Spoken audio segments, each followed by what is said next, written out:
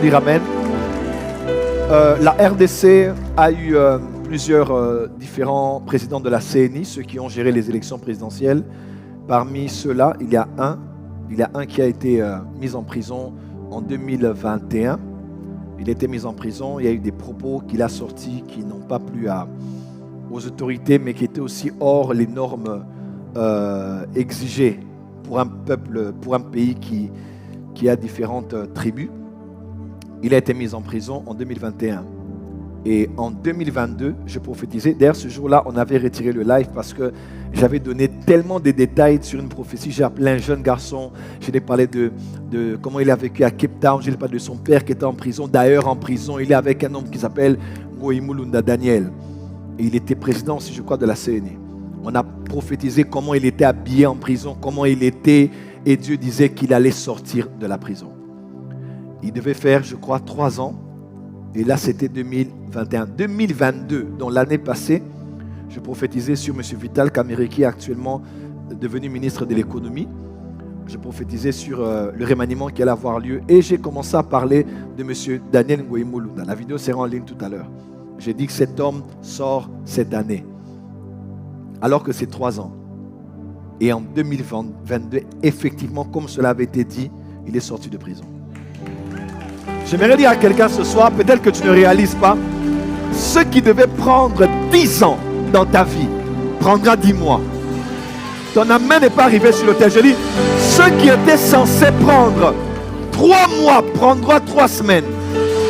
Ce qui devait faire 3 semaines, fera 3 jours. Mais le Dieu que je sers est un Dieu de miracles. Je décrète et déclare sur toi, à partir de ce soir, reçois ton miracle au nom de Jésus. Je dis qu'une onction d'accélération soit ton partage au nom de Jésus.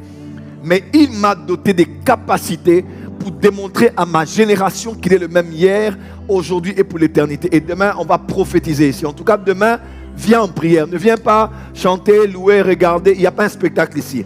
Viens pour expérimenter le Dieu de la Bible. Parce que demain, c'est la soirée de la... Quelqu'un me regarde comme ça, prophète. Dis à ton voisin, tu verras un miracle demain. Tu verras un miracle demain, voisin. Dis encore, tu verras un miracle demain. Tu verras un miracle demain. Je fais un petit commentaire.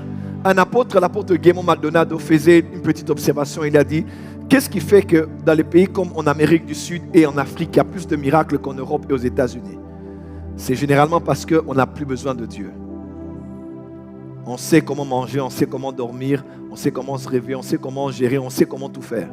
Mais nous, en Afrique, on a tellement presque rien qu'on dépend totalement de Dieu. Et même quand on a un repas sur la table, on sait dire merci. Parce qu'on sait ce que ça coûte. Les miracles commencent quand tu sais séparer ton cerveau de ton esprit. Par exemple, je dis, un paralytique va marcher. Dans ta tête, tu te dis, logiquement parlant, biologiquement parlant, médicalement, papa, laisse les parlants là. La Bible a dit, Hébreux 13, verset 8, Jésus-Christ est le même hier. Comment? Aujourd'hui et éternellement. Je l'ai vu guérir du sida, guérir du cancer, guérir des tumeurs. Et demain, nous serons dans le lieu où éclate sa puissance. Amen. Tu me donnes le plus grand amen, Dieu commencera avec ta famille. Amen. Alléluia. La foi n'est pas dans le cerveau. Mets ton cerveau de côté, ta logique de côté. Crois comme un enfant et crois tout simplement. Pourquoi je vis beaucoup de miracles? Parce que moi, je crois comme un enfant. Je ne passe pas mon temps à dire, si Dieu me dit, déclare que l'argent va apparaître, je crois que l'argent va apparaître. Et j'ai vu ça des milliers, je n'ai pas dit des dizaines, j'ai dit des milliers de fois.